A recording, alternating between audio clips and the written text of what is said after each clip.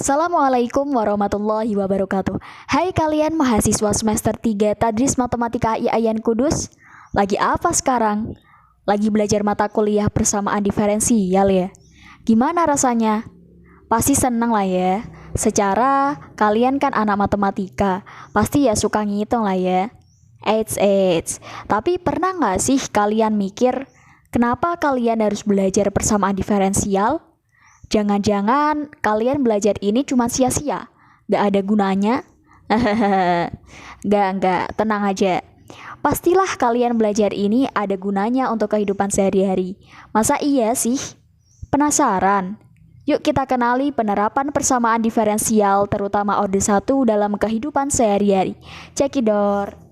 Tapi sabar dulu ya teman-teman, mari kenalan dulu dengan anggota kelompok kami yang akan menjelaskan mengenai penerapan persamaan diferensial orde 1. Yang pertama ada Diva Aftina Ardianti NIM 21106100005. Yang kedua ada Rizky Cahyaning Tias NIM 21106100008. Yang ketiga ada Eka Nurul Amalia NIM 21106100015. Yang ketiga ada Zaki Ahli Saputra NIM 21106100021. Yang keempat ada Zuhaida Misriah NIM 21106100023. Mari kita dengarkan penjelasan tentang penerapan persamaan diferensial orde 1. Baik, kali ini kita akan membahas mengenai masalah konsentrasi suatu cairan, di mana di dalamnya tentunya yang dibahas adalah mengenai larutan. Sebelum masuk ke contoh soal, kita akan mempelajari terlebih dahulu mengenai definisi dan juga bentuk umum dari larutan tersebut. Yang pertama yaitu definisi larutan. Larutan adalah campuran homogen yang terdiri dari dua atau lebih zat-zat terlarut dan zat pelarut untuk melarutkannya.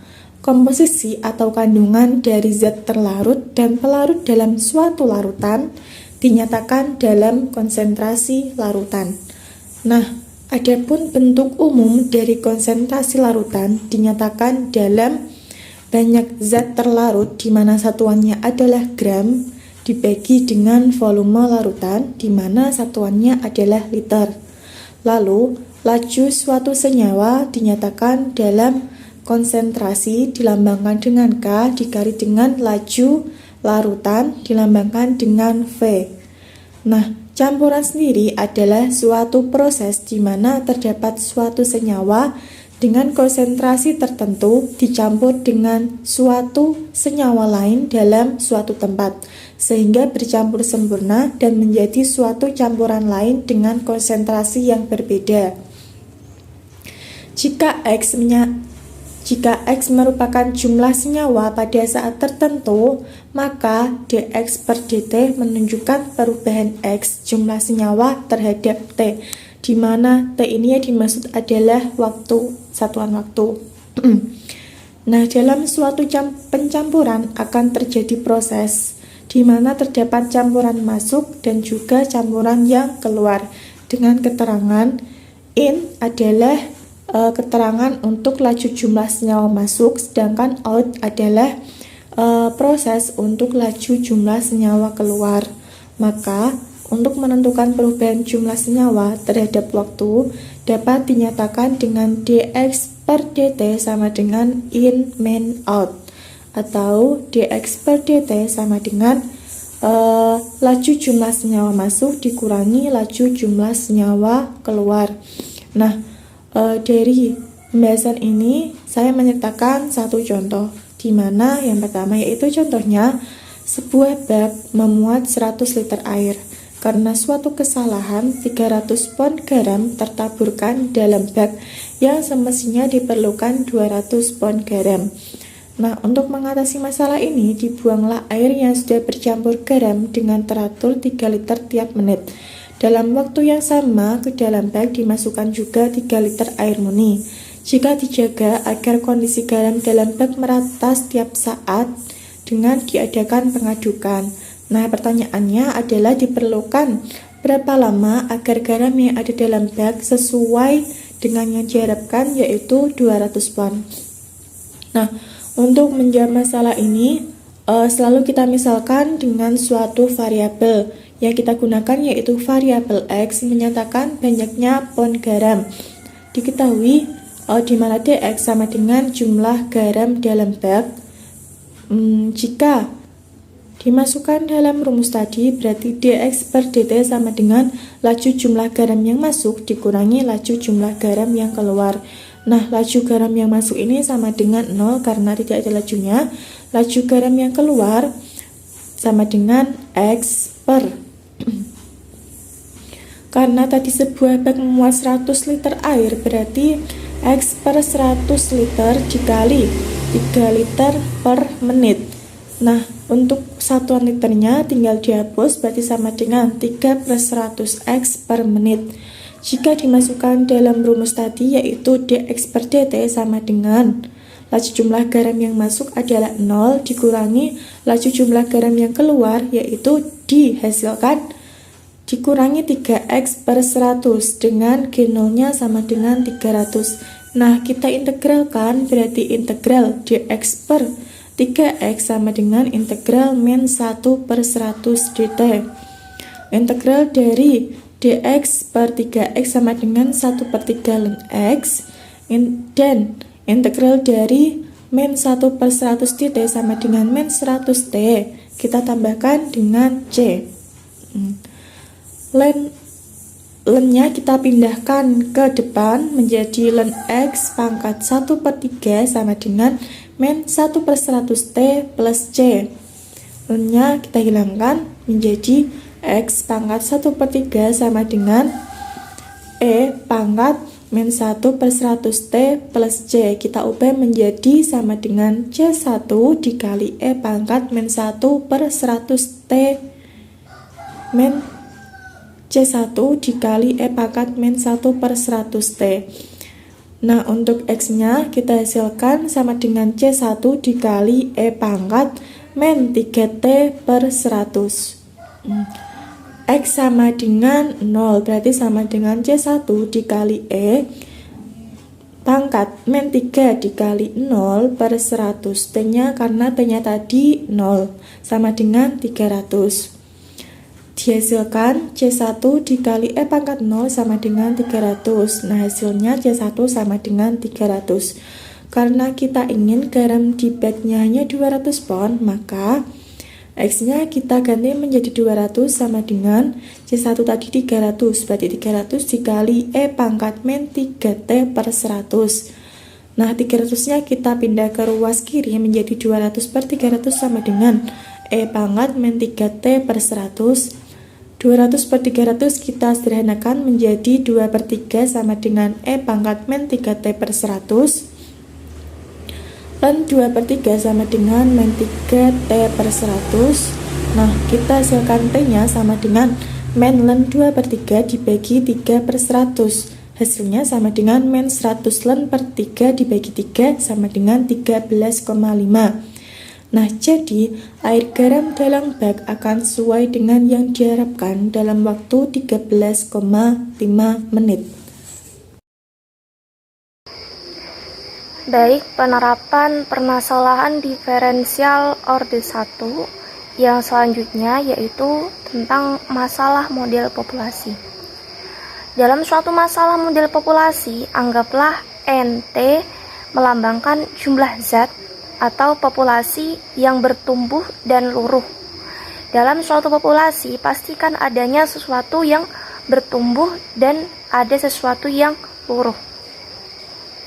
Jika kita mengasumsikan bahwa dN per dt adalah laju pertumbuhan jumlah zat dan proporsional terhadap zat yang ada, maka dN per dt sama dengan Kn.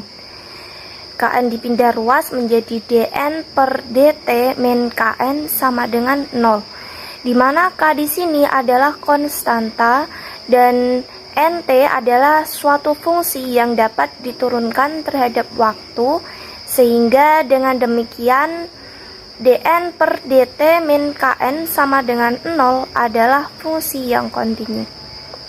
Baik, langsung saja ke contoh soal. Populasi suatu negara diketahui meningkat dengan laju yang proporsional dengan jumlah penduduk yang sekarang hidup di negara itu. Jika setelah 2 tahun populasi menjadi 2 kali lipat dan setelah 3 tahun populasi menjadi 20.000, perkirakanlah jumlah penduduk awal yang hidup di negara itu. Jadi dalam mengerjakan soal tersebut kita menggunakan persamaan diferensial orde 1 dengan koefisien konstan. Oke, langsung saja. Anggaplah N melambangkan jumlah penduduk yang hidup di negara itu pada setiap waktu T, dan N0 melambangkan jumlah penduduk awal. Maka dN per dt min Kn sama dengan 0.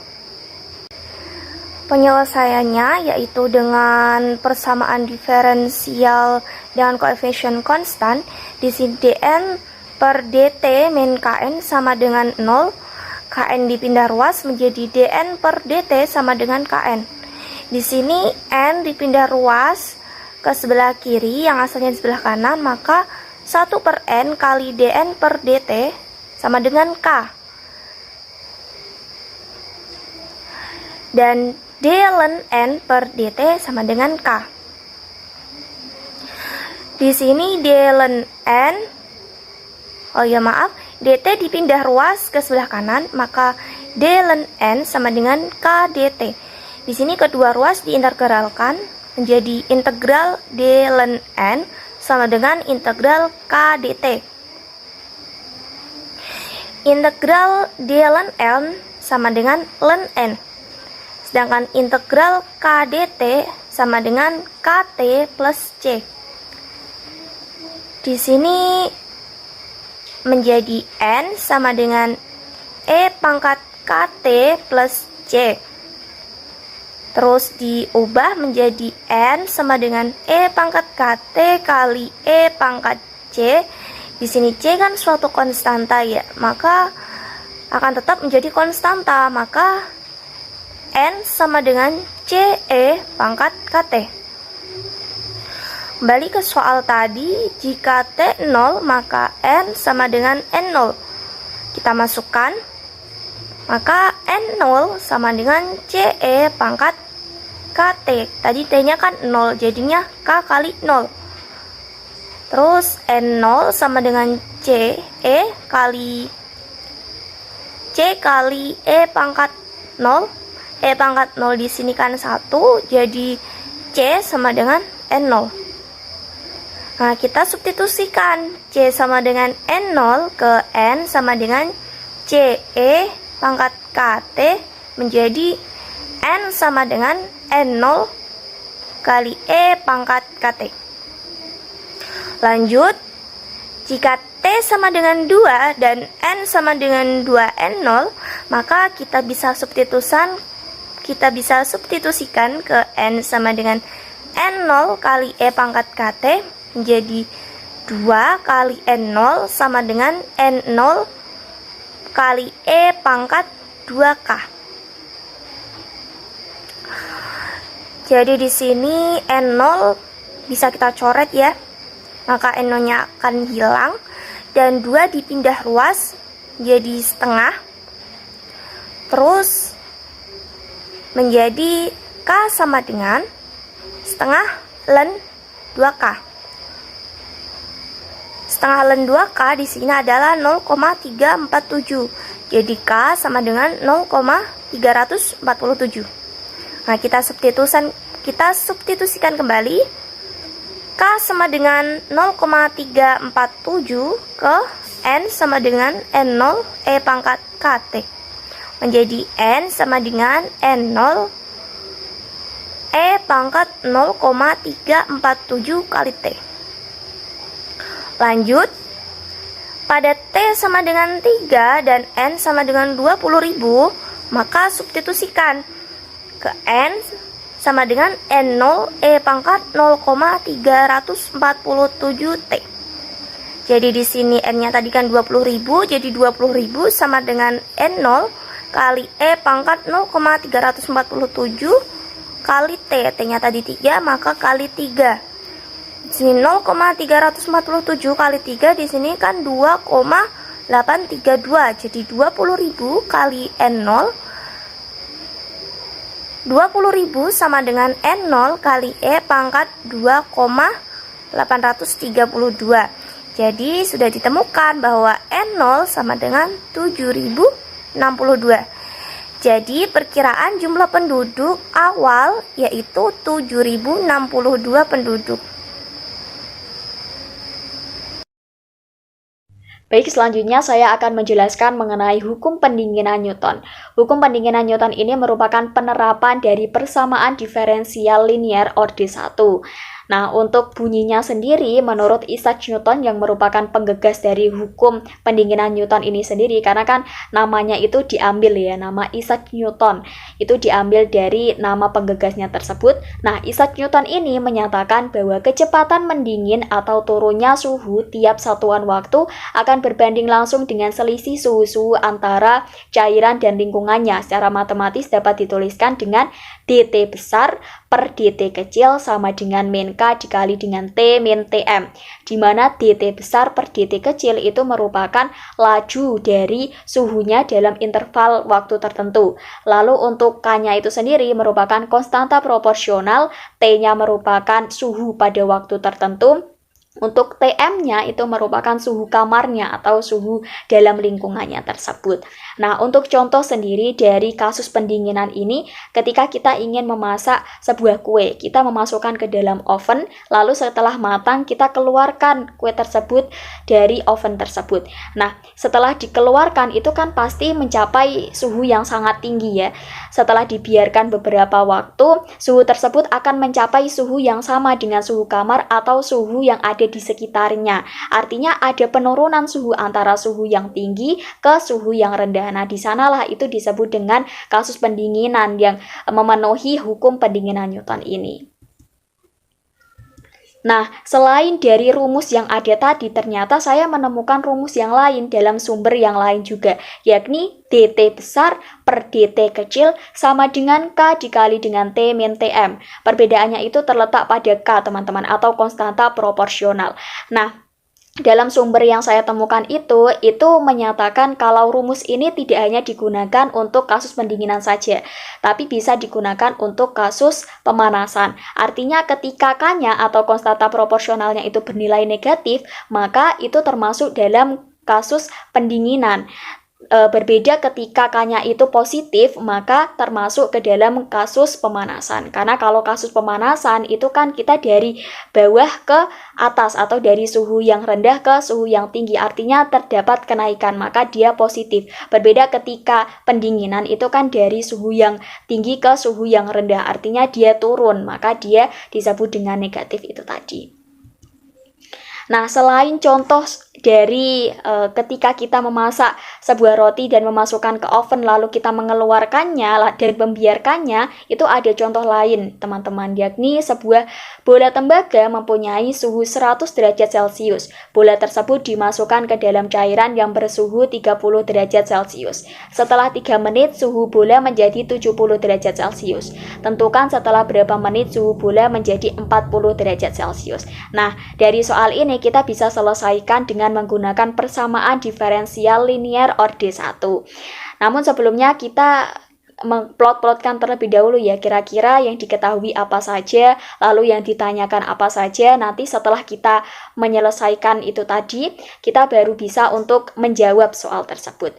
Untuk yang diketahuinya itu adalah mempunyai suhu 100 derajat Celcius.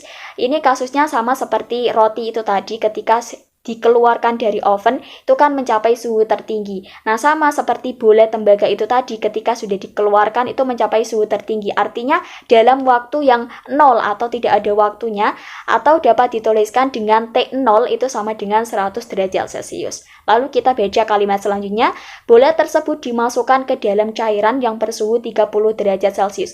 Dimasukkan artinya kan itu cairan tersebut sudah termasuk ke dalam lingkungannya. Artinya 30 derajat Celcius ini merupakan suhu lingkungan atau Tm-nya itu tadi.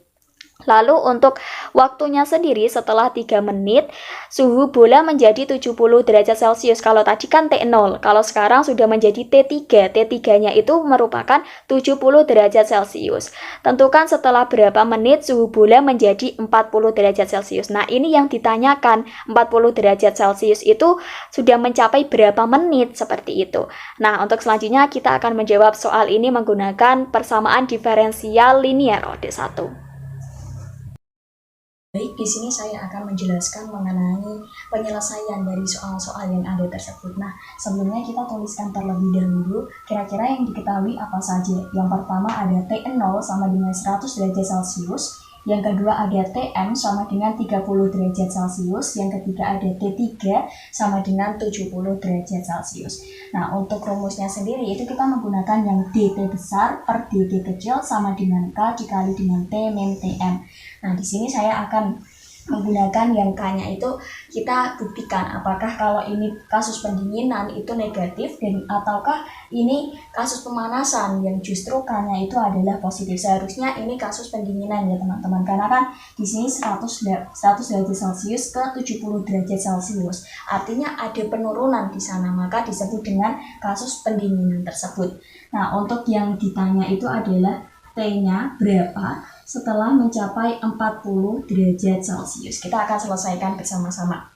Nah, untuk sebelumnya saya akan menjelaskan kenapa kok rumus ini itu termasuk ke dalam persamaan diferensial OD1 gitu ya.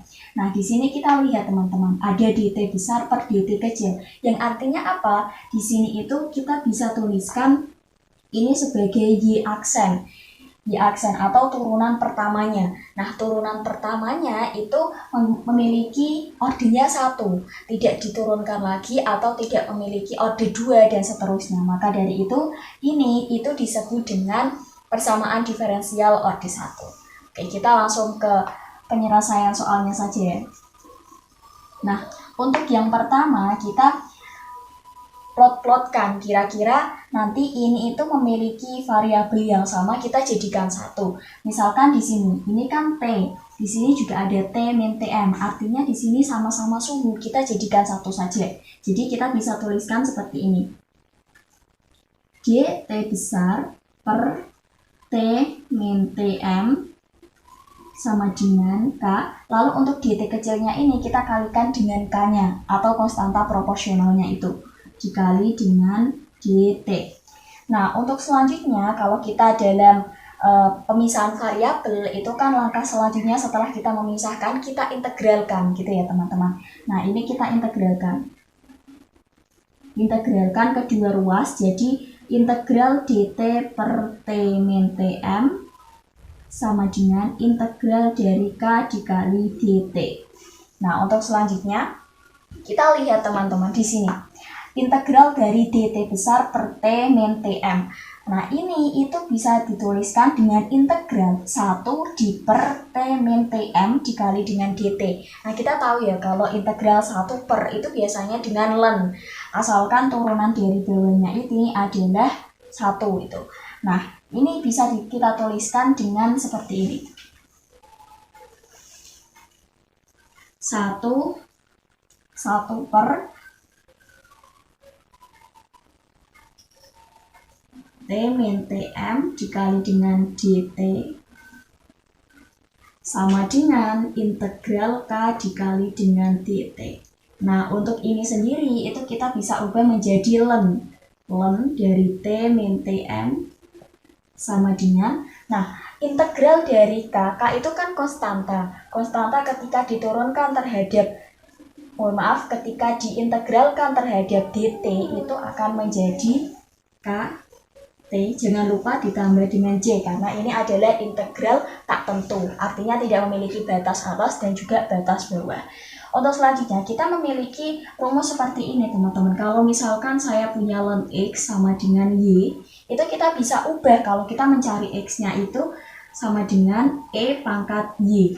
Nah, kita ubah bentuk ini. Kalau ln T min Tm sama dengan KT plus J, itu kita ubah untuk mencari T min Tm itu adalah E pangkat KT plus J. Bisa saya tuliskan seperti ini ya. Nah, untuk ini kita hapus. Lalu setelah itu kita pisahkan yang ini. Yang ini kan KT, pangkat KT plus C. Ini kita bisa pisahkan menjadi seperti ini. T min TM sama dengan E pangkat KT dikalikan dengan E pangkat C. Nah, jangan lupa E pangkat C ini adalah C-nya ini adalah sebuah konstanta. Apapun yang dipangkatkan dengan konstanta itu akan menghasilkan konstanta itu sendiri. Maka bisa kita tuliskan dengan T min TM sama dengan E pangkat KT dikali dengan C. Atau C-nya kita bisa taruh di depan ya. Menjadi T min TM sama dengan CE pangkat KT. Nah, ini belum untuk memasukkan variabel-variabel yang sudah ada di sini, tapi kita cari rumus secara umumnya terlebih dahulu. Nah, ini bisa dituliskan seperti ini. Setelah kita mendapatkan T min TM sama dengan CE pangkat KT, ini kita beri persamaan 1 gitu ya. Nah, kita masukkan tadi apa TM-nya? TM-nya suhu lingkungannya. Suhu lingkungannya kita masukkan ke sini, yakni 30 derajat.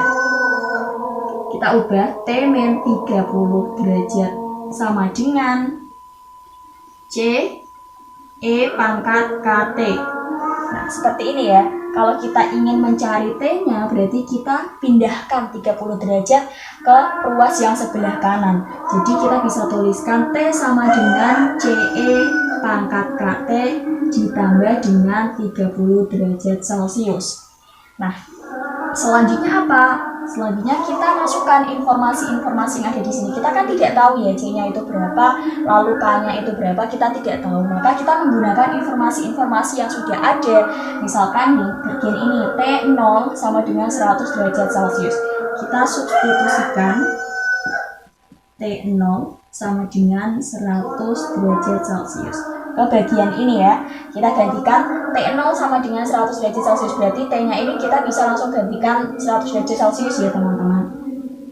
Jadi 100 sama dengan CE pangkat K dikali dengan, nah yang dimaksud 0 di sini itu adalah T-nya, karena dalam ini T sama dengan CE pangkat KT plus 30 derajat Celcius itu mengandung variabel T-nya ini. Maka T-nya ini kita bisa ganti dengan angka 0, berarti K dikali dengan 0. Nah, apapun yang dikalikan dengan 0, K kali 0 itu kan 0 ya teman-teman. Nah, jadinya E pangkat 0, apapun yang dipangkatkan dengan 0 itu akan menjadi 1. Maka di situ, oh ya ini jangan lupa ditulis dengan 30 derajat Celcius. Nah, apapun yang dipangkatkan dengan 0 itu akan menjadi 1. Maka yang bagian ini itu akan menjadi C sama dengan 30 derajat Celcius ini kita pindahkan ke ruas kiri. 100 dikurangi 30 itu adalah ya betul 70 derajat Celcius. Nah, kita sudah mendapatkan nilai C-nya itu tadi ya, min 70 derajat Celcius. Selanjutnya kita akan mencari K-nya itu berapa menggunakan informasi yang kedua. Nah, informasi yang kedua itu adalah T3 sama dengan 70 derajat Celcius. Tapi sebelumnya di sini saya akan menghapusnya terlebih dahulu ya. Nah, ini kita sudah menghapusnya ya. Kita tuliskan informasi-informasi yang sudah ada tadi, yakni persamaannya itu T sama dengan CE pangkat KT plus 30 derajat Celcius. Lalu kita tadi sudah mengetahui C-nya itu adalah 70 derajat Celcius. Nah, kita gunakan informasi yang kedua, yakni T3 sama dengan 70 derajat Celcius. Kita masukkan ke persamaan pertama ini tadi ya. Nah, ini berarti T3 sama dengan 70 derajat Celcius, kita langsung substitusikan ke nilai T-nya ini tadi ya. T-nya kita ganti dengan 70 derajat Celcius. Lalu untuk C-nya itu kan 70, kita langsung masukkan saja. Berarti 70 derajat dikali dengan E pangkat K dikali T-nya tadi berapa? T-nya 3 ya. Berarti K dikali 3 ditambah 30 derajat. Nah, untuk mencari K-nya berarti kan 30 derajat kita pindah ya ke ruas kiri. Berarti 70 dikurangi 30 itu adalah 40 derajat Celcius. Ini adalah 70 derajat dikali dengan E pangkat 3K. Nah, untuk mencari E pangkat 3K berarti kita pindahkan ruas yang 70 derajat Celcius menjadi pembagian. Berarti 40 dibagi 70 itu langsung saya sederhanakan menjadi 4/7. Nah, ketika ini tadi kita kan memiliki ln X sama dengan Y. Nah, X-nya itu bisa kita ubah menjadi E pangkat Y. Begitupun dengan E pangkat Y. E pangkat Y sama dengan X itu kita bisa ubah mencari Y-nya itu adalah ln X. Nah, kita ubah bentuk ini ya. E-nya kita hilangkan, kita ubah menjadi ln yang bagian ruas kirinya. Kita bisa ubah menjadi seperti ini, teman-teman. Nah, berarti yang bagian ini menjadi ln 4/7 sama dengan 3K. Untuk K-nya sendiri itu adalah ln 4/7 dibagi dengan 3. Nah, ln 4/7 dibagi dengan 3 itu adalah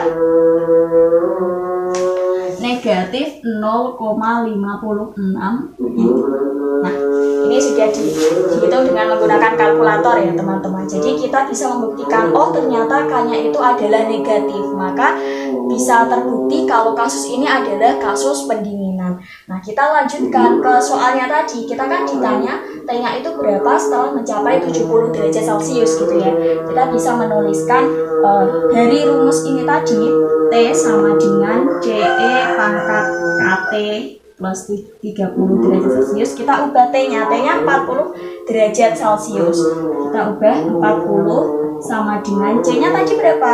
C-nya adalah 70 dikali dengan E pangkat K-nya negatif 0,56. T-nya kita tidak tahu ya, ditanyakan. Jadi T ditulis T saja. Nah, plus 30 derajat. Nah, 30 derajat ini kita pindahkan sama dengan yang 40 ini. Jadi 40 dikurangi 30 yakni 10 derajat Celcius. Untuk ini berarti tetap 70 E pangkat min 0,56 T. Nah, kita ubah ya. E-nya sebelumnya kita pindahkan dulu yang 70 derajat ke yang 10 ini. Jadi pembagian berarti bisa kita langsung sederhanakan menjadi 1/7 sama dengan E pangkat min 0,56 T.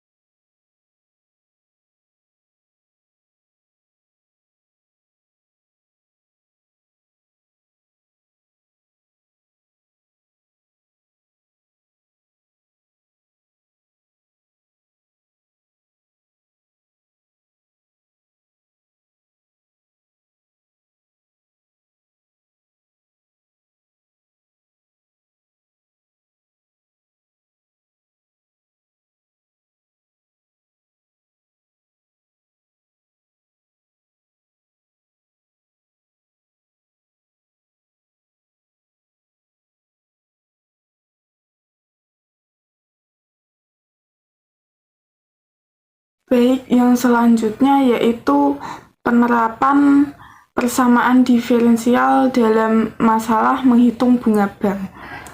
Nah, jika kita dihadapkan soal dengan tipe seperti misalkan ada uang sebanyak X, kemudian diinvestasikan dengan suku bunga Y% per tahun, sehingga dalam per tahunnya itu bertambah secara kontinu, maka berapakah jumlah uang setelah sekian tahun atau setelah Z tahun.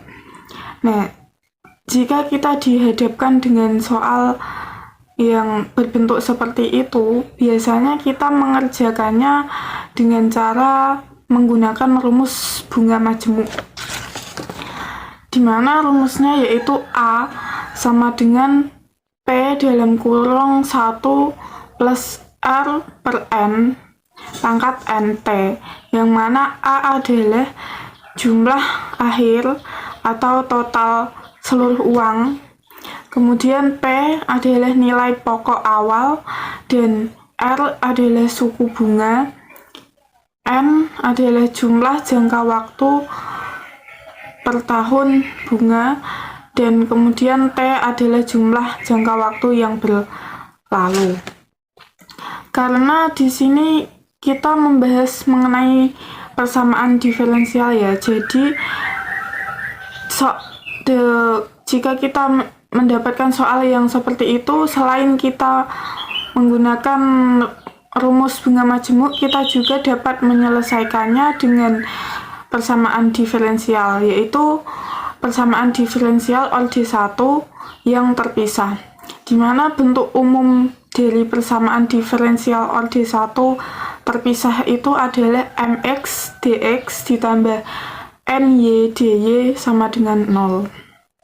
Nah, solusi dari persamaan diferensial OD1 terpisah ini kita menentukannya dengan cara mengintegralkan kedua suku atau kedua ruas pertama terhadap X dan suku kedua terhadap Y, sehingga menjadi integral mx dx ditambah integral ny dy sama dengan 0. Kemudian jika soal tersebut atau persamaan diferensial tersebut diketahui dengan kondisi awal, di mana Y dalam kurang X0 sama dengan Y0, yaitu kita menyelesaikannya dengan cara mensubstitusikan X sama dengan X0 dan Y sama dengan Y0 pada penyelesaian umumnya. Kemudian kita mensubstitusikannya kembali C atau konstanta ke penyelesaian umumnya. Nah, untuk lebih jelasnya, di sini ada contoh dalam penerapan persamaan diferensial dalam menghitung masalah bunga bank. Contoh soal. Nah, jika terdapat uang sejumlah Rp5.000, kemudian uang tersebut diinvestasikan dengan suku bunga 8% per tahun, sehingga dalam per tahunnya uang tersebut bertambah secara kontinu. Maka berapakah jumlah uang tersebut setelah 25 tahun? Nah, dari contoh soal ini kita dapat menyelesaikannya dengan cara persamaan diferensial OD1 yaitu terpisah. Nah, langkah pertama yang harus kita lakukan adalah memisalkan, yaitu memisalkan jumlah uang saat ini dengan YT. Nah, dari pemisalan tersebut maka didapatkan laju pertambahannya, yaitu DY per DT dengan suku bunga 8%. Nah, 8% itu kan sama dengan 8/100, sehingga menjadi DY per DT minus 8/100 YT atau dikali jumlah uang saat ini. Nah, kemudian kita pisahkan Y dengan Y dan T dengan T menjadi DY per Y sama dengan tadi minus 8/100. Kita akan memindah ruaskan ke kanan sehingga positif dan menjadi DY per Y sama dengan 8/100 DT. Nah, dari sini kita sudah melihatnya bahwa Y sudah bersama dengan Y dan T sudah bersama dengan T, atau kita telah memisahkannya tersebut. Kemudian setelah itu kita akan mengintegralkan kedua ruas, yaitu dengan mengintegralkan DY per Y dan juga mengintegralkan 8/100 DT. Karena 8/100 adalah konstanta, maka kita bisa mengeluarkan sehingga menjadi integral DY per Y sama dengan 8/100 integral dt. Nah, selanjutnya yaitu integral dari dy per y itu kan sama dengan ln y.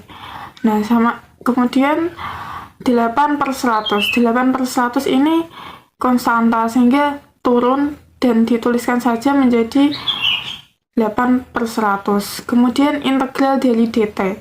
Nah, integral dari dt ini sama dengan t, sehingga menjadi ln y sama dengan 8/100 t. Dan jangan lupa kita tambahkan dengan c atau konstanta. Kemudian selanjutnya yaitu ln y. Nah, ln y ini itu artinya sama dengan eksponensial dari ln y.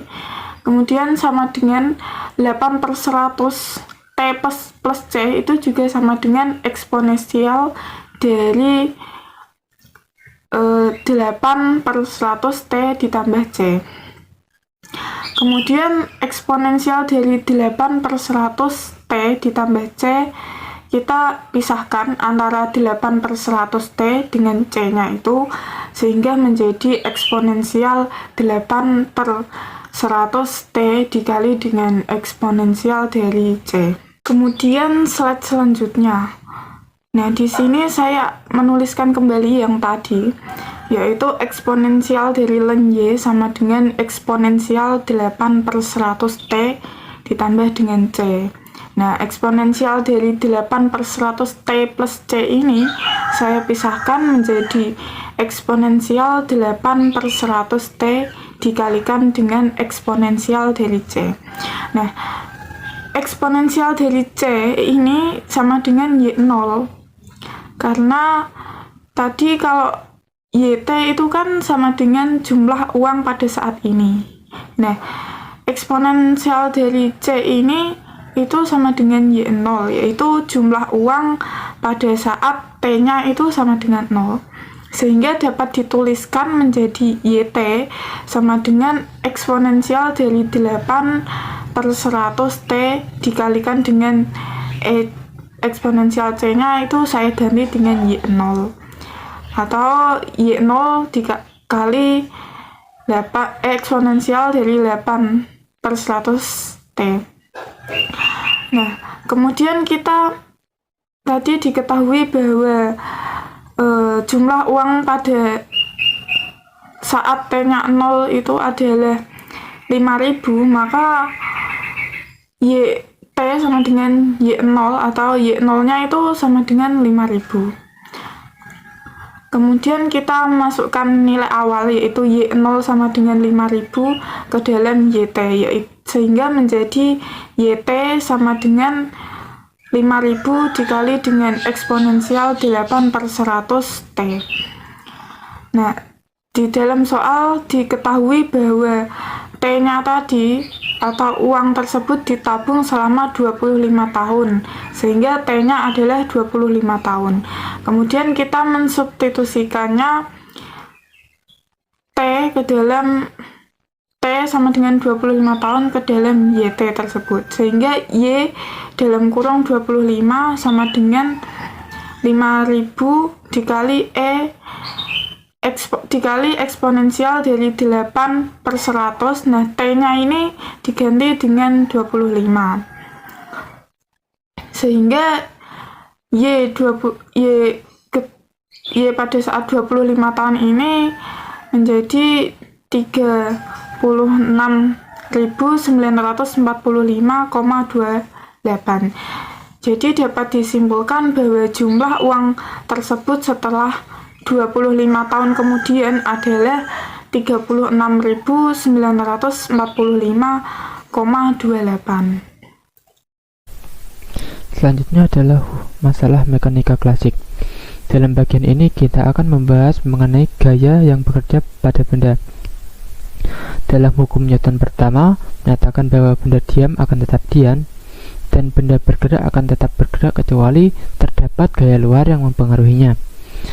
Sedangkan dalam hukum Newton kedua menyatakan bahwa rata-rata perubahan dan momentum suatu benda berbanding lurus dengan gaya luar yang mempengaruhi benda itu. Atau bisa dinyatakan bahwa F sama dengan K kali M kali dv per dt, dengan F adalah gaya dan M adalah massa benda, V adalah kecepatan, dan K adalah konstanta pembanding yang besar bergantung pada satuan yang digunakan, atau K sama dengan 1. Sehingga kita bisa memperoleh bahwa F sama dengan M kali dv per dt, atau M kali A, atau M kali d kuadrat S per dt kuadrat, atau turunan kedua dari S terhadap T. Newton juga memberikan ke kita hukum atraksi antara dua benda. Jika M1 dan M2 adalah dua benda yang berjarak R, maka gaya atraksi antara kedua benda tersebut adalah F sama dengan K dikali M1 kali M2 per R kuadrat. Misalnya, M besar adalah massa dari bumi dan M kecil adalah massa benda, R besar adalah jari-jari bumi dan R kecil adalah jarak benda di atas permukaan bumi. Nah, kita bisa memperoleh rumus bahwa F sama dengan minus G dikali M besar dikali M kecil per R besar plus R kecil yang dikuadratkan, di mana G merupakan konstanta gravitasi dan tanda negatif menunjukkan bahwa resultannya ke arah bawah. Nah, di sini jika jumlah selisih nilai R besar dan R kecil sangat kecil, maka persamaan bisa ditulis menjadi F sama dengan minus G dikali M besar dikali M kecil per R besar kuadrat. Dengan begitu kita bisa menyamakan kedua persamaan tersebut menjadi M dikali turunan kedua dari S per T sama dengan minus G dikali M besar dikali M kecil per R kuadrat. Karena G, M besar dan R besar adalah konstan, kita bisa mengganti G kali M per R kuadrat dengan konstanta yang dimisalkan dengan G atau lainnya, dan mengganti S dengan Y, maka persamaan benda jatuh karena gaya gravitasi bumi menjadi M dikali turunan kedua dari Y terhadap T sama dengan min G kali M, atau M dikali dv per dt sama dengan minus G dikali M, di mana V sama dengan dy per dt, maka persamaan menjadi d kuadrat y per dt kuadrat sama dengan min G. Dengan ini kita bisa memperoleh nilai bahwa V adalah integral dari turunan kedua dari Y atau jarak terhadap T, atau sama dengan dy per dt sama dengan minus gt plus c1. Dan kita bisa memperoleh nilai Y atau jarak, yaitu menggunakan integral dari dy per dt atau integral dari V, yaitu sama dengan minus gt kuadrat plus c1t plus c2. Contoh soal, sebuah partikel bergerak pada garis lurus dengan S menyatakan jarak tempuh partikel dari pusat pada saat T waktu tertentu. V kecepatan dan A adalah percepatan. Tentukan rumus jarak S partikel tersebut. Nah, di sini dimisalkan bahwa A sama dengan 2T min 1 dan V adalah 3 dan S adalah 4. Nah, penyelesaiannya dv per dt sama dengan minus sama dengan 2T min 1, atau A sama dengan 2T min 1. Nah, kita integralkan. Integral dari dv sama dengan integral 2T min 1 dt. Kita bisa memperoleh nilai V sama dengan T kuadrat minus T plus T. Kita menggunakan rumus awal, yaitu V0 sama dengan 3. Jadi pada saat T sama dengan 0, kecepatan partikel benda tersebut adalah 3, yaitu 3 sama dengan 0 kuadrat minus 0 plus C. Dengan itu kita bisa memperoleh nilai C sama dengan 3.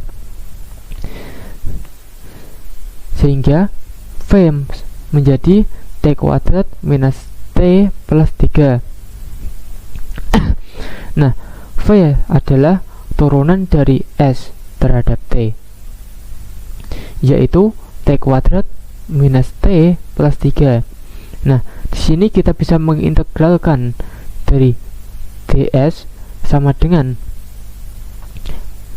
integral dari T kuadrat minus T plus 3 dt, sehingga menjadi S sama dengan sepertiga T pangkat 3 minus setengah T kuadrat plus 3T plus C.